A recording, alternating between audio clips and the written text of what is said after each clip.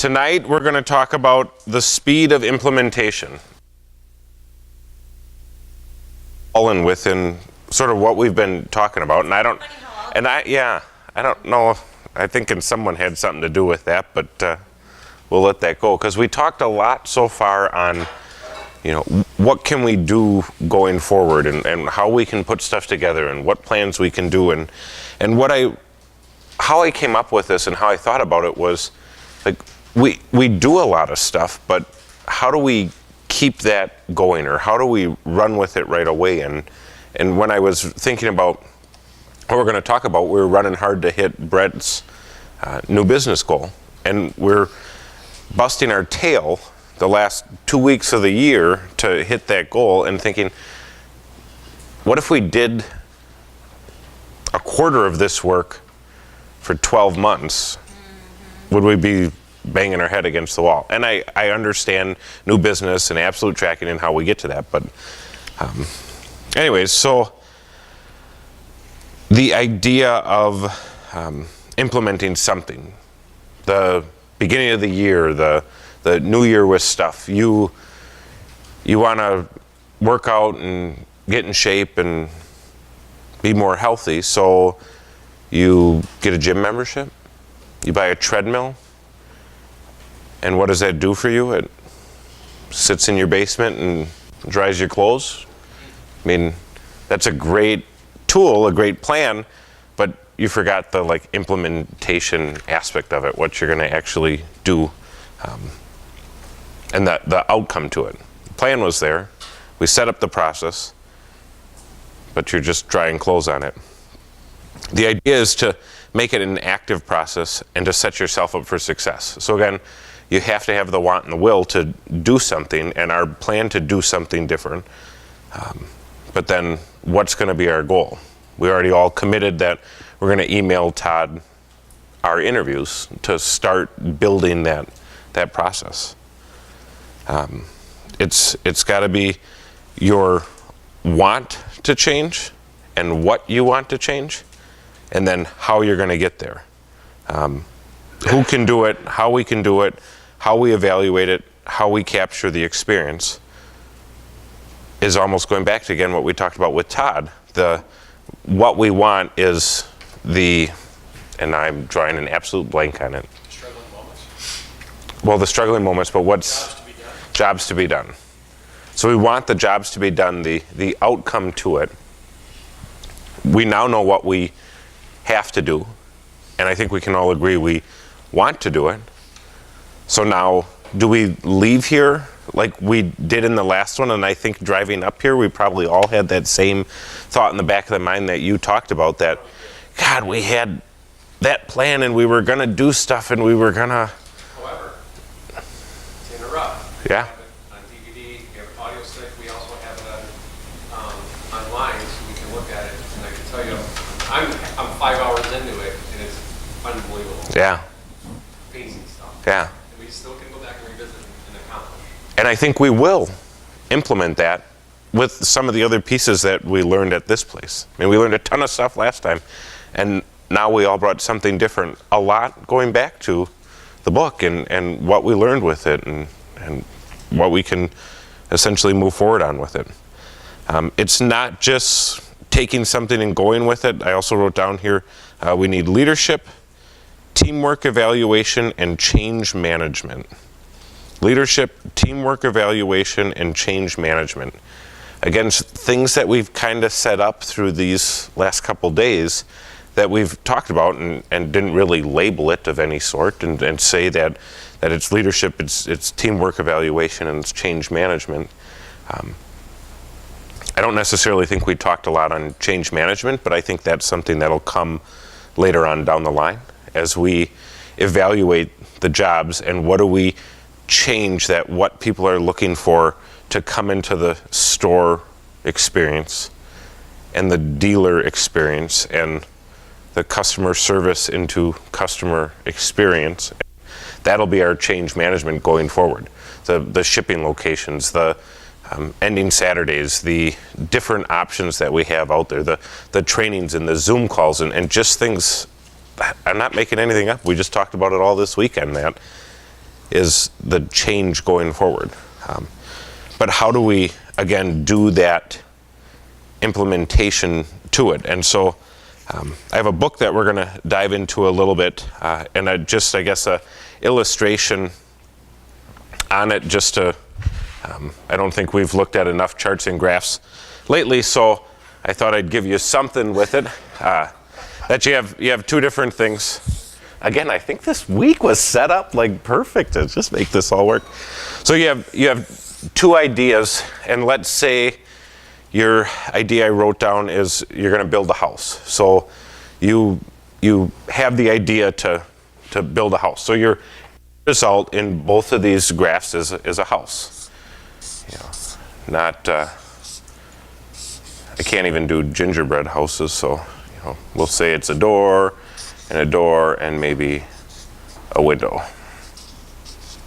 It kind of looks like where we're staying right now, so I can see how you guys recognize that. Two different people. Yeah, flame sensor.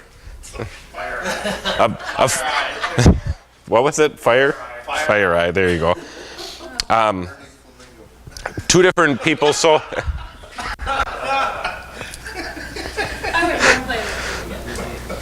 I don't think. Oh, I thought we didn't tape it, did we? No. Shoot. Okay. So, anyways, you have here at this point you have zero house in both places, and here you have the end result. So this is time, and this is the actual house. And name it what it is. Completion. Going there. So you have guy one, and they start. You have to draw your plans, get your approvals, start buying your stuff, start doing all your different things, and then you start building, and you show up and you start building, and eventually you get to your house, right? But he did all these different steps along the beginning and really didn't see much out of it to then eventually get to the house. Guy two, again, same thing. No house. End result. Starts going through all the stuff.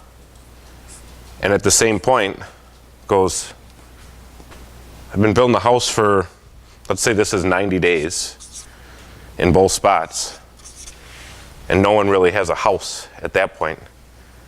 And he just gives up.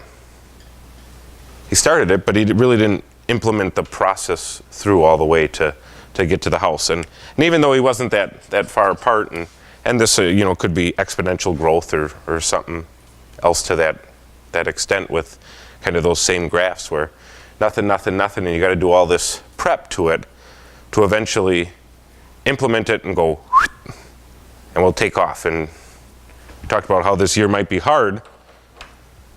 But I think we have a lot of stuff in place that if we just take that next step and keep moving forward, it'll be great.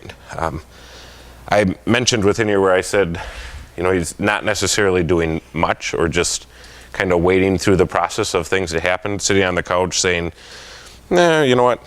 If it happens, it happens. Walt Disney said that the way to get started is to stop talking and start doing. The way to get started is to stop talking and start doing. I mentioned that, we were talking about something and I said perfectionists have an issue with the customer service. It was from this talk, not the one I did earlier. So I said perfectionists always struggle with the speed of implementation, but it really worked with what we were talking about earlier. The problem is that they'll stay in that research mode, learning, and forget that sometimes you gotta run fast, make mistakes, and fall over, and then reset and try again. Like we said, our first interviews are probably not gonna be that great that we get, but we're gonna get some information out of it. And maybe in another 2 months from now, we have these awesome interviews and great ideas that come out of this. So I'm going to dive into this book called The Pilot Method. Super easy read. It's not in the library at work, I don't think so. But it's something I read a while ago. A lot of great leadership points within it, a lot of like self-help ideas. It's written by Elizabeth McCormick, who is a U.S. Army Black Hawk helicopter pilot. Originally, didn't start that way, so the book talks about how she got into that point. She was in the Army for a while, and now she does professional speaking and training. Did she speak at a Linux event at any time? I thought we had a real kind of announcement. I have no idea. I think it was something completely. I've heard of her. Someday they'll invite ISRs to some of those events. Yeah, when you file a TM. So the pilot method is potential, implementation, leadership, optimization, and tenacity. What's her name again? Elizabeth McCormick. Elizabeth McCormick. And then it's potential, implementation, leadership, optimization, and tenacity. And so we're not going to talk about everything within it, but I'm going to cover a different couple points within this. So,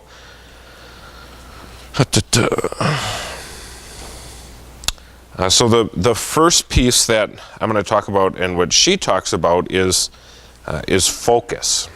So I think a big piece to implementing anything within your life, and what we're going to do going forward, is focus. So in the book here it says, you see, if you focus on all the things you have to do, it is mentally overwhelming. Your brain fries from processing all those uncompleted tasks. We learn to be completely present to the moment, to what we're doing, to complete it, and then ask ourselves, what's next? So what she's talking about within this is, as they were training to become a pilot and going through like basic training in the Army, they couldn't go with everything because, like she says, it's mentally overwhelming. You have to learn to be completely present in one moment, complete it, move on, and say, what's next? Your brain can only focus on 100%. Your brain can only focus 100% on one thing at a time. And when we divide our focus, we don't do anything well. When we divide our focus, we don't do anything well. Who multitasks all day long? It's impossible to You don't actually do it. Yeah. But a lot of us think we do. A lot of us think we do. And either you totally forget something and you move on and go, crap. You're driving home and you have no idea what you missed. So what do? We start and stop different things and think we're multitasking, but we're Yep. doing one thing at a time. We're starting and stopping different projects. Yep. So I learned when I came to Lennox that part of my grading essentially is answering the phone, right? In my previous job, I did a lot of stuff answering the phone, but I did not have to answer it 100% of the time. They'd call, leave a message. I mean, I was on the phone probably 5 out of the 8 hours I was in the office. So often when you called, I was on the phone no matter what. So they called, they leave a message, I'd call them back. It was just that constant revolving door. If it rang and I was doing something, I could ignore it. I could finish what I was doing and move on. At Lennox, that wasn't the case. So I'd be logged into the loop, and the phone would ring, and I'd be quoting something, I'd be doing something, and I'd be in a spot where I'm like, son of a gun, how do I, you can't stop here, you can't move on. And it took a while to gain the confidence in what I was doing, but to be able to get someone on the phone, get the crucial information that they're doing, tell them, can you hang on 1 second? I have to open a second screen. I have to complete what I'm doing and save it to a certain degree. I didn't finish the job, but it might take me a minute to complete this. Let's keep talking about the idea. I can do that in the background and finish it. And people were fine with it. But they got someone live on the phone. I was 100% honest, or are 100% honest with what I'm doing, and I think I probably say a lot of that stuff to you guys too. Like you call, can we do a quote right away? Can we do this? Yes. Let me save this. Let me finish this, and we'll move forward. Because my thought process was focused on this, and I would lose that. I'm not that smart to retain that and keep that idea going forward. So, Can I just interject? yeah. I think you can multitask on certain things, right? And I go back to Franklin Covey. What is it? Urgent, important, four quadrants. Oh, that's, Categories. Right, and hey, that's what I'm going to draw right now. Quadrant two. Are you gonna? Yeah, well, I'm not going to do 4 quadrants, but I'm going to cover this. Fourth quadrant, where you have to be strategic and you have to think, you cannot multitask when you're doing those things. But Sure. if you can prioritize the things that are important and urgent, I think you can multitask those. Yeah. Because that's the easy stuff, right? But you have to make time for those things that you cannot multitask. Mm-hmm. Right? You have to set time aside to be strategic. Yeah. So in the book, they don't talk about multitasking. But in my mind, that's what came out of this was our jobs make us multitask. They really do. They really do. Great question. So, does everybody go through different parts where you're actually on a hard topic that takes strategic thinking? Does everybody go through those periods? Oh, for sure. So, what do you guys do in those? What do you guys like in that period? I mean, I for instance, like, I pace. I walk all over the place. I'm like trying to get from here to there, and that's why I use my whiteboard a lot, because I'm putting down thoughts and bullet points to help get out of my head what I'm trying to figure out. And I'm just like on a mission, man. I can't do anything but that. What do y'all do? So I pace as well, but what I'll do is shut down everything, all the outside distractions, no music, no phone, nothing but what I'm concentrating on right now, and just get directly involved in it. I shut everything else out. Shut everything else out and just concentrate on what I'm doing. Anybody else? I'm curious. Sometimes I just gotta walk away and clear my head. And just, whether it's go outside and, get my head clear, come back, have clear focus and finish. Anybody? That's a topic that I might try to shut everything out, but I might go for a workout or something that does take my mind off of the topic, because when I stop thinking about something, the best idea of that. All of a sudden, stress reduces, information filters in, you don't think about it. So what Todd was talking about with multitasking, I think he'll be able to go on this a little bit. Elizabeth says, what's urgent and important, and then figure out what's urgent. So what's urgent, what's important, and then figure out what's urgent and important, and then do that first. Because you need to, again, prioritize it. So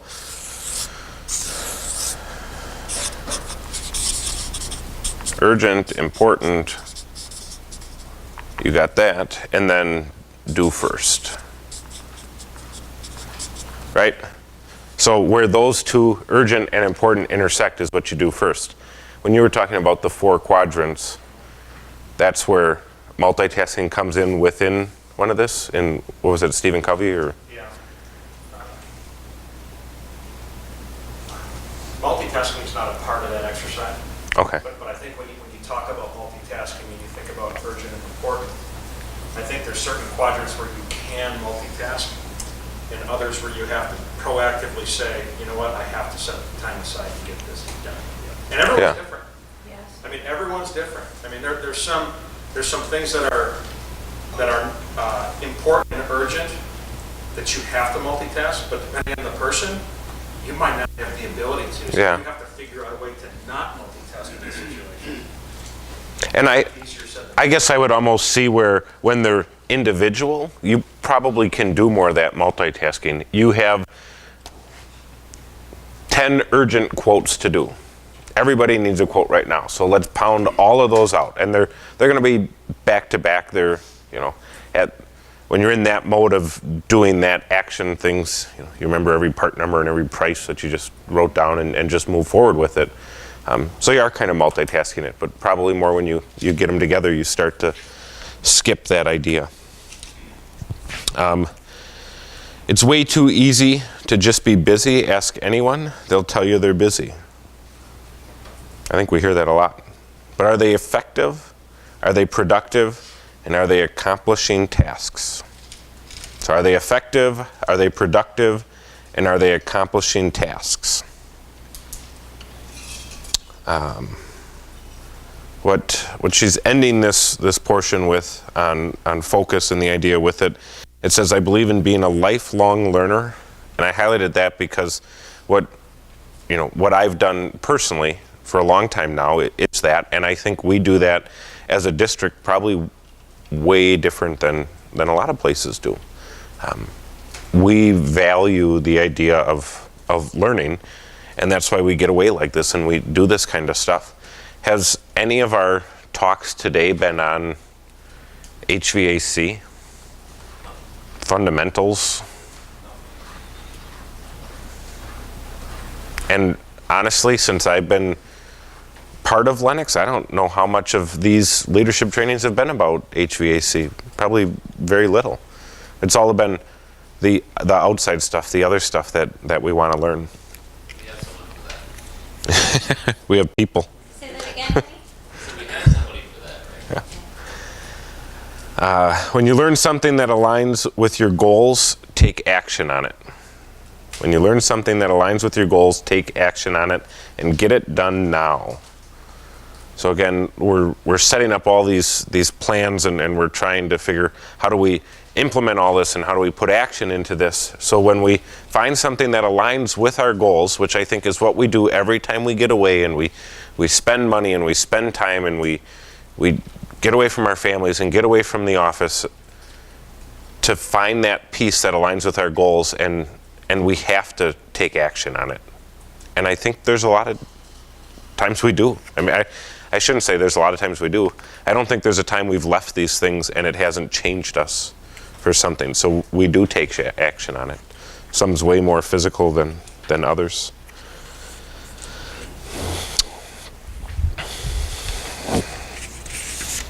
We got all that. Okay, so practice is the next section. Practice. So this I'm going to read a little bit. When I decided to do this teaching, I was not going to be congested or stuffy nose or anything like that. So this is a little longer than normal, but I'm going to read through it. It's titled, Ready, Fire, and Adjust Your Aim. Ready, fire, and adjust your aim. And this, she uses topics within this from other Army pilots that she interviewed. And I like this one so much, and I just thought the best way to teach out of it is to just read it. So it was early 1971 in Vietnam. An Army warrant officer, Doug Peterson, was assigned to the 45th Medical Company dust-off. Doug was, quote, first up one day, meaning his crew and aircraft would receive the first call for a medical extraction. The radio call came for an urgent pickup about 30 miles to the east. It would be a hoist mission because of the terrain. A hoist mission involves hovering over the jungle and lowering a cable down with a jungle penetration extraction board and harness. Doug and his co-pilot ran out to the UH-1D, which I believe is a helicopter, probably a Black Hawk helicopter, in the first up pad on the heliport. The crew chief and medic were in full run too. All had strapped on thick armor plates to hopefully protect themselves from bullets. In a matter of 4 minutes from the sound of the alarm, they were hovering for takeoff. Doug's crew called the various fire bases to make sure there wasn't any artillery fire along the intended route. It was clear. A few kilometers away, they established contact via radio with the unit on the ground. The crew asked the ground unit about enemy contact and the direction of last engagement. The ground unit relayed the information of their position. Prepare to pop smoke. Flying at a safe altitude, Doug assessed the terrain and probable approach path. Pop smoke, we identified the color. Doug saw purple smoke filtering from the jungle canopy. Quote, goofy grape. Clicking the radio frequency, Doug replied, Roger. Doug concluded one final crew briefing upon approach for the pickup of the injured soldier. Descending below the small safe arms fire altitude, the Huey, hovering over the treetops, was guided into the vicinity of the purple smoke. Suspending over the trees and in constant radio contact with the ground, Doug knew they were close. The crew chief and medic leaned over the sides of the aircraft looking for the ground unit. The hoist was ready to lower into the jungle penetrator to pick up the injured. Focused on the directions from the radio operator, NS maneuvering the Huey just over the trees, all eyes searched the ground below. Suddenly, the crack of an AK-47 became the loudest sound. Over the intercom, the crew chief shouted, "We're taking fire! Enemy at 5 o'clock. We flew over the top of them," the co-pilot shouted. The Huey started taking the hits. The emergency panel lights lit up, and as the master caution alarm whined, the aircraft was losing oil pressure and an oil line was hit. Doug was certain fuel and possibly hydraulic fluid was as well leaking. The aircraft was at the treetops and needed a place to land before the engine quit. There was no choice. Doug quickly banked left, pulling power, and dropped the nose to gain some airspeed. It was an imperative to get out of there quickly. The customary distress call was made. "Mayday, mayday, dust off 34 is going down." Doug gave the location. A couple thousand meters away was a clearing, and Doug headed toward it, expecting the engine to quit at any moment.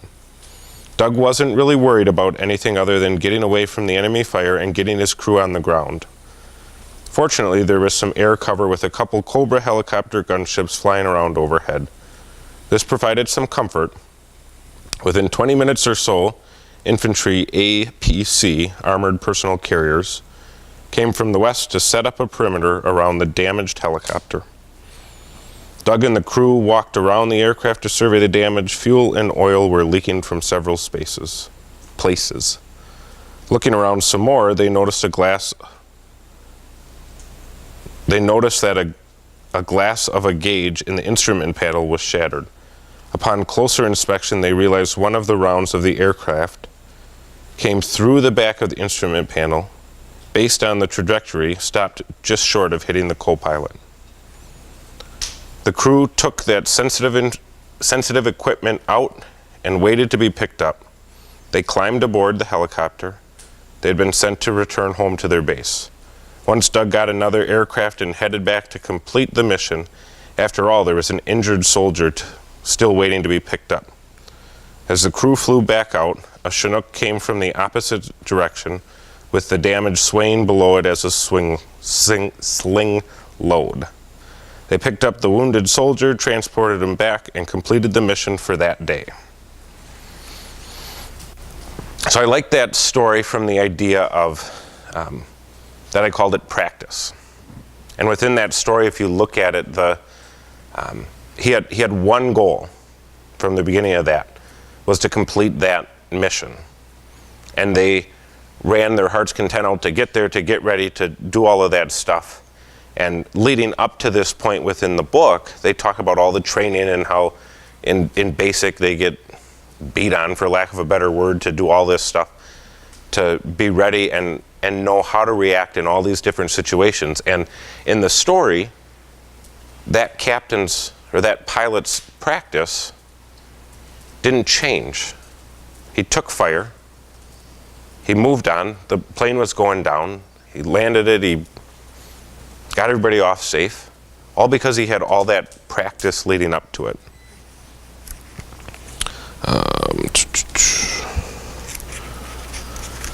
I started this by saying it's ready, fire, and adjust your aim. Ready, fire, and adjust your aim. So success isn't the old saying of ready, aim, fire towards your target. It's ready, get prepared, fire, take action, and adjust your aim. Make the necessary adjustments to complete your mission. And I think that's what we see here a lot, and what we've been talking about is that we don't know all the answers, and we're trying to figure out a way bigger puzzle than we have in front of us, really. What we do know is that we're practiced. We're seasoned. I mean, We've had the same team now. I think I'm the newest one, and you've been here a long time, from almost 2 years, year and a half. So we've had the practice working together, and we've seen a lot of benefit out of that. So let's really focus on that. Ready, fire, and adjust our aim. And we're at that point of adjusting our aim and kind of making those complete steps here with what we're doing. Covered that essentially the action piece within it, ready, fire, and complete aim.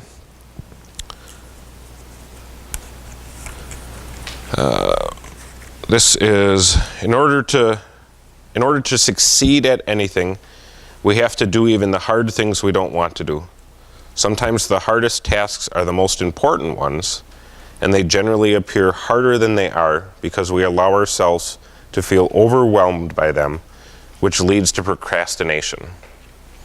So again, we have a lot of things that we have to do and a lot of stuff to check off. And our Friday calls, a lot of times we talk about how, I think you started it, where you do a call, you drive down the road, you pull over, you complete your post-call planning stuff in Salesforce, and move on. And you never have to go back to it. Eat the biggest frog first, right? Yeah, absolutely. Otherwise, if it's not gonna get done, you're gonna procrastinate, like you said. Yep. Remember, the longer you procrastinate, the more stress it will bring on. The longer you procrastinate, the more stress it will bring on, especially when the tasks are attached to a deadline. Not only will it bring on more stress, but it can also result in less than quality work. It can erode your self-confidence by undermining your belief in yourself, your ability to accomplish things that it is worth the effort to actively improve upon preventing procrastinating habits. Say that 10 times fast. I think we saw that, at least I know within myself, at the end of the year. Like, we had a lot of stuff that we were like, okay, we have to make sure we check this off. We have to make sure we check that off. We have to make sure we get through, this, that, and the other thing. Some of us were looking at 220 account plans to review. And I know I had a huge stuff to look through and update things within Salesforce for just my accounts, and I had the smallest book to look at. Did I give 110%? Absolutely not. And I'm not ashamed to say that, because it's human nature to start to break down. And I'm not saying we procrastinated right up to the end, because some of the stuff we were learning, here's what we have to check off and here's what we have to get to. So, there were things we had to, okay, let's make sure we have this. Let's go through every one of these things. So, just kind of an idea that if we do stuff continuously throughout the year, does it make it easier when we come to the end? All right, we're almost done. Is dinner almost done? Perfect time. Look at that. So the last thing within here that I wanted to grab out of it was what I called strategies to stay focused on implementation. So there's 7 different things within here that she writes about, and I'll highlight each of them. So the first strategy is define your goal. Define your goal. I think we're, as a team, really pretty good at that. So a lot of times we leave these meetings and we have some really good plans going forward. So we know what we have to do. We know what we want to do. The second strategy is take action towards that goal.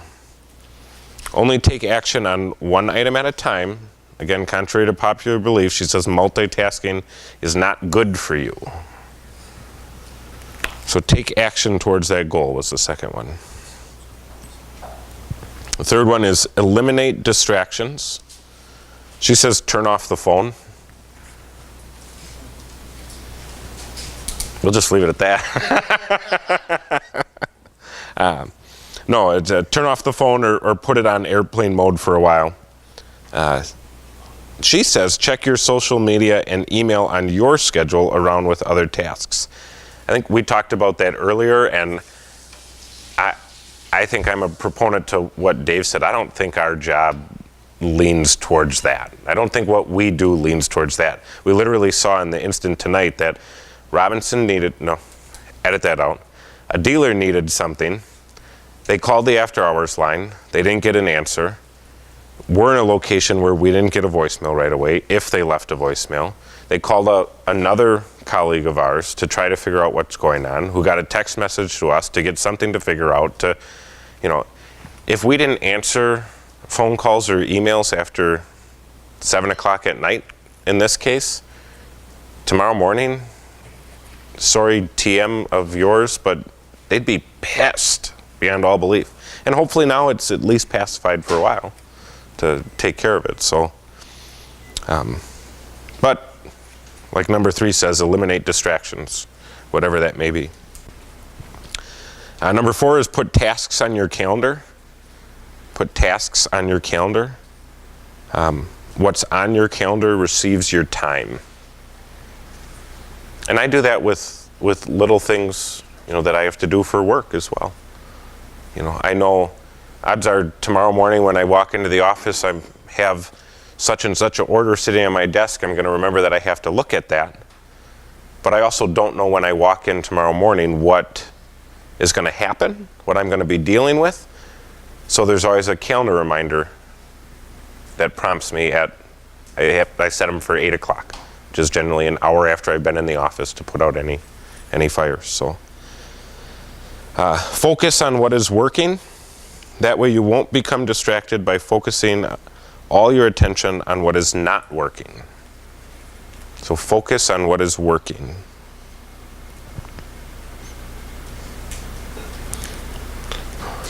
So number 6 then is celebrate your successes.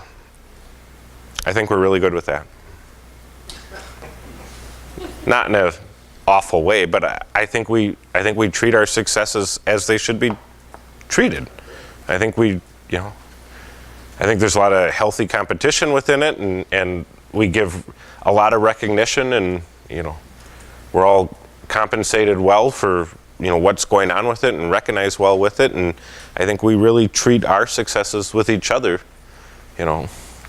even just in little things where and who was, it was Brent that said this the other morning. He goes, ooh, it was a bad billing day when the stores bill more than you, or something like that. And that's not necessarily a success, but those are things that we look at and talk about. And when all of a sudden one of us has a $100,000+ day, it's like, whoa, hey, awesome, great job. I mean, all that stuff, we hear all the time. Number 7, I believe it is, the last one on here is, I think a God-given with this group, but it says, surround yourself with a supportive team. Surround yourself with a supportive team. And I don't think I could pick a better spot to be right now, because I think we all have, again, the same idea, the same mission, like that pilot was talking about, going in to that battle where they were all on board with with everything, essentially. For when they got hit and they were going down, everybody knew what to do. Nothing changed, and I think our team is right on board with that.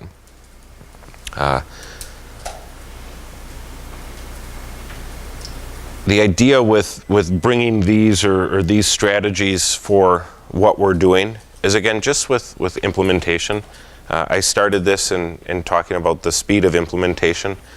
I think we have a lot of stuff to do. We have a lot of stuff to cover, and I'm excited that we kind of put this together and the idea to talk about it, because I feel like we're gonna probably be sitting, maybe even here tomorrow around 11 o'clock, going, all right, what do we got to do? What do we got to do to get forward? And hopefully some of these pieces that we talked about now give us that drive to go forward and just run like heck to get through the rest of this year or into this year, and come out again with a great 2019. So that's what I got for you.